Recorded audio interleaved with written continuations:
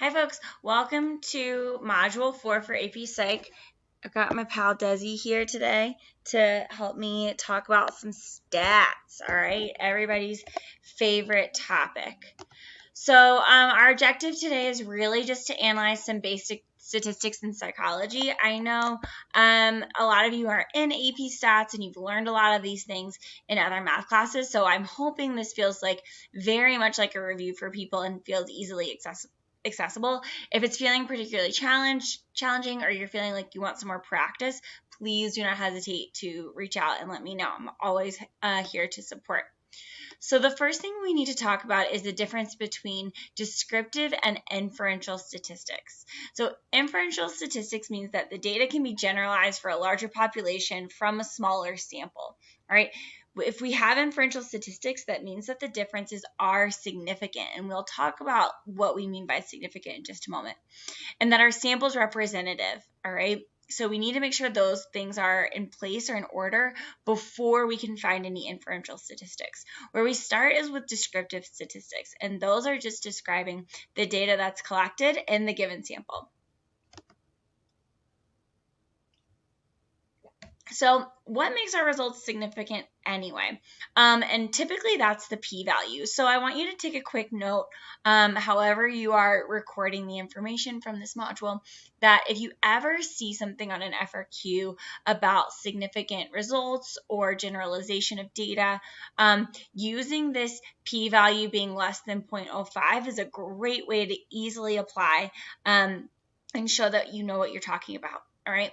So a p-value of less than 0.05 means that we are 95% sure or more that the results are not due to coincidence, bias, or confounding variables.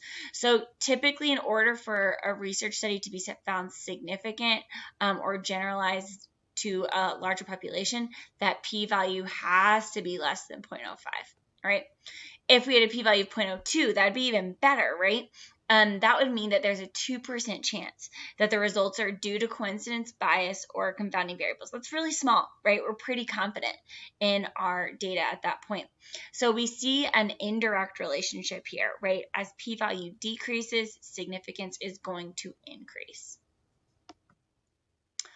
All right, which leads us to descriptive statistics. And the first thing we talk about with descriptive statistics are measures of central tendency. So things like mean, median, and mode. You guys are all very familiar with these terms. You guys have done great with these things on assessments in the past. But what we mean by measures of central tendency is that when we look at a normal distribution like this, these are our numbers that we're going to find here in the middle of it, okay? So we find that median and mode are not going to be particularly impacted by outliers when we have them, but we do see that our mean is very easily impacted by outliers, and that gives us what's called skewed data. Okay, so what we have positively and negatively skewed data. All right, so a negative skew would mean that the mean is being dragged lower than the median and the mode by some low outliers, right? So if we think about an example of like a test, right? If originally the mean was a 70, but then one person got a 20, right? And that's dragging that mean down, we would see a negative skew because the median and the mode aren't really going to change that much, but our mean is going to. Compared to a positive skew, right? That means our mean is being dragged higher by some high outliers, such as if the mean originally was a 70 and someone gets a 100 on a test, right? They're dragging that mean up, but our mean and mode are staying pretty consistent. So that's why when someone's figuring out like a curve for a test or something, it's important to look at all three of those numbers to know exactly what's fair. So then that brings us to measures of variability. And there's two big ones that we're going to talk about. First is range, and I think you all know this one. This is where we just take our highest value and subtract our lowest value when we see the difference in the whole data set.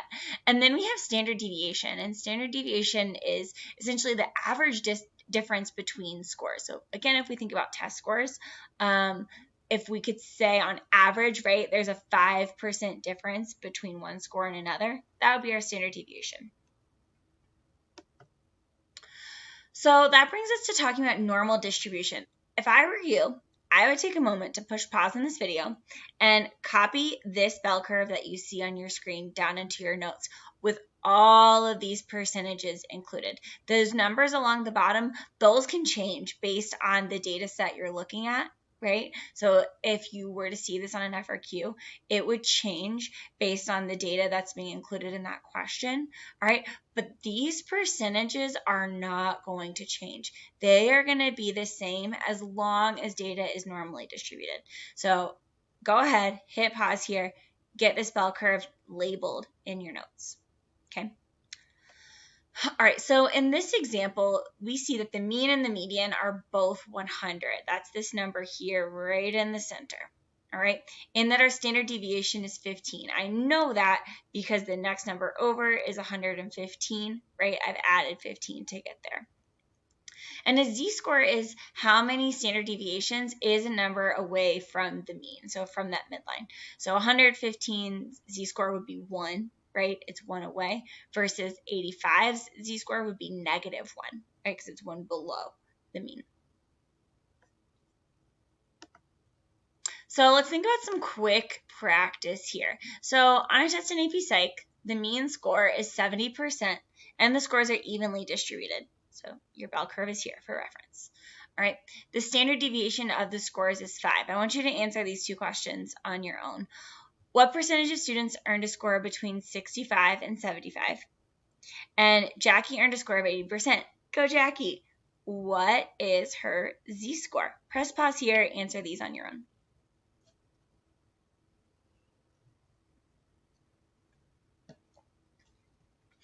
All right, welcome back. So for number 1, the answer would be 68, right? I got that because my average would be 70, right? So that 70 would replace the 100 here.